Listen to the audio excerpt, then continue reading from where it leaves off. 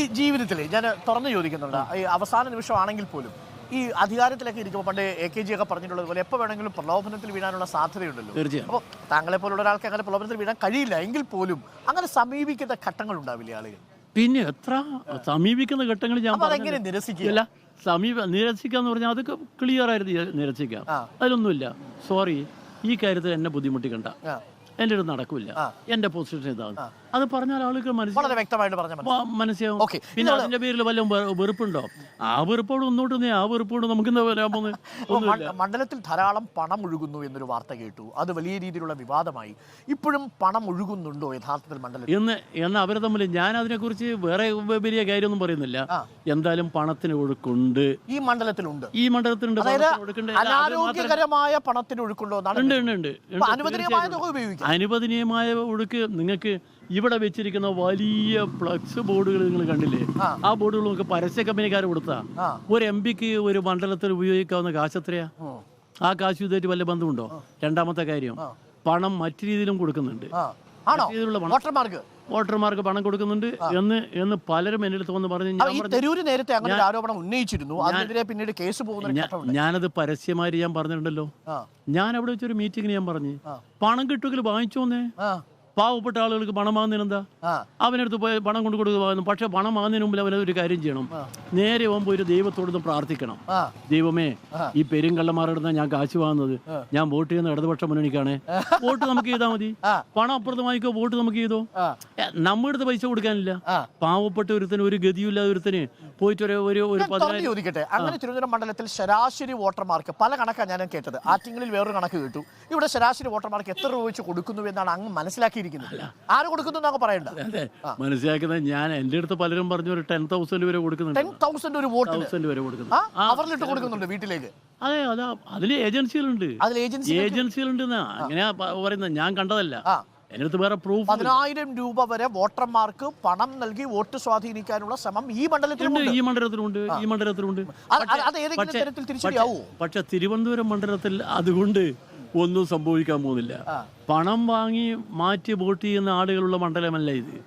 ഈ മണ്ഡലത്തിലുള്ള പ്രത്യേകത എന്ന് പറഞ്ഞാൽ ഇവർ ഒരുപാട് വിജ്ഞാനമുള്ളവരാണ്, വിവേകമുള്ളവരാണ്, പാരമ്പര്യമുള്ളവരാണ്, മാത്രമല്ല വകതിരിവുള്ളവരുമാണ് തിരുവനന്തപുരക്കാർ. ഈ തിരുവനന്തപുരക്കാരടുത്ത് നിങ്ങൾക്ക് ഇത് കൊണ്ട് വന്നിട്ട് രക്ഷപ്പെട്ടു പോകാനൊന്നും കഴിയില്ല. പണം കൊണ്ട് ജയിച്ചു പോകാമെങ്കിൽ ഇവിടെ എത്ര ആൾ ജയിച്ചു പോകണം?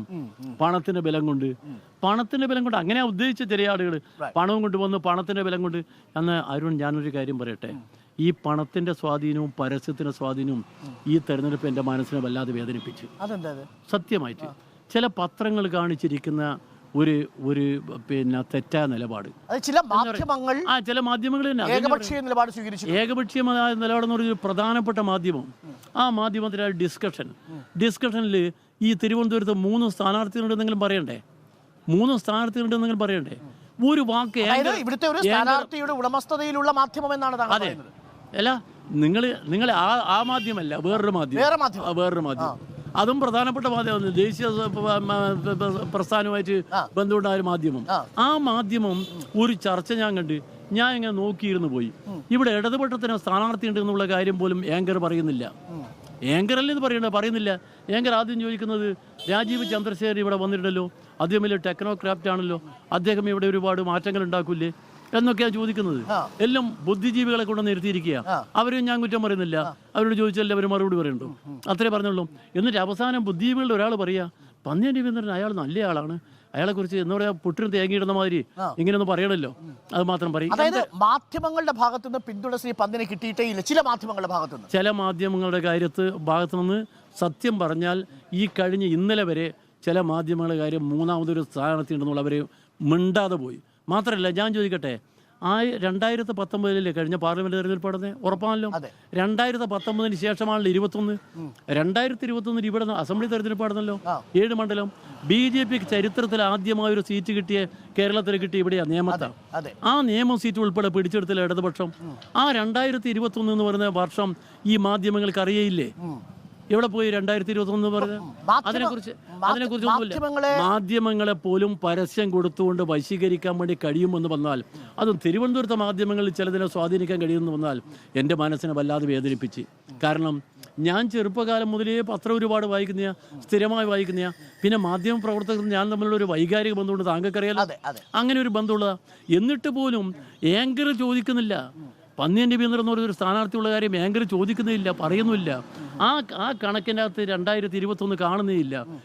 എന്തായിരുന്നു അത് വന്നത്? പണത്തിന്റെ സ്വാധീനം മാധ്യമങ്ങളെ ഉപയോഗിച്ചുകൊണ്ട് നമ്മൾ ഇതുവരെ കേട്ടിട്ടേ ഉള്ളൂ. മറ്റു സ്ഥലങ്ങളിലെ മാധ്യമത്തെ കുറിച്ചാണ് കേട്ടത്. എന്നാൽ ഇവിടെയും അത് ഉണ്ടായി എന്ന് പറയുമ്പോൾ, ഇവിടെ ഉണ്ടായെന്ന് പറയുമ്പോൾ ഒരൊറ്റ ചോദ്യം ചോദിച്ചാൽ